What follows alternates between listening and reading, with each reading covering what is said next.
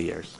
Just the fact we've had great kids who are easy to coach. They come every day to play hard, and obviously they're pretty talented. We've had a lot of talented kids come through here the last 10, 15 years, and the standard of success, our kids want to win, and they're mentally tough, and that certainly helps from a coaching standpoint.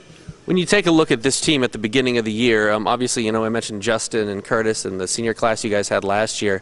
But did you feel like this was a team that could repeat or could definitely make a run in the state tournament?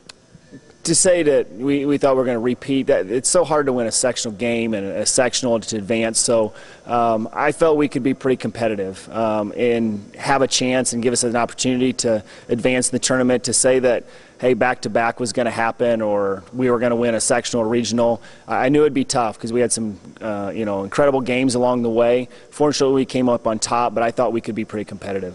What was it about this team that allowed them to be successful to the tune of 32-2, and really I think the most impressive stat is 25 in a row at the end of the year? Yeah, I think the biggest thing for these kids is they were poised in tight games. The way they carried themselves was a compliment to their families, and the way they handled themselves in tough situations and great situations, and they were so unselfish. They played together, they were happy for each other, and when their teammate was having success, and they picked each other up when it was an off day.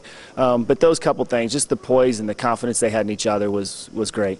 When you take a look at the state championship game against Cathedral, what was it about this team that allowed them to be as successful as they were? Score 5 runs against one of the best pitchers in the state. It just goes back to their unselfishness. I mean, they stayed off the high fastball, which we talked about, and other than that, they just competed and grind out tough at bats and gave. They took the walk where it was. Their unselfishness to lay down a bunt when asked to do that, and good base running, just the small things that they did so well. Final question, what are you going to most remember about this group of guys? Because, like I was saying before, it's difficult to win a state championship, but it's always tougher, they say, to stay on top. The games we'll always remember. We got those on tape, but a lot of the memories that the coaches will talk about and the kids themselves are the memories that you had and the characters of stuff in the dugout in the locker room.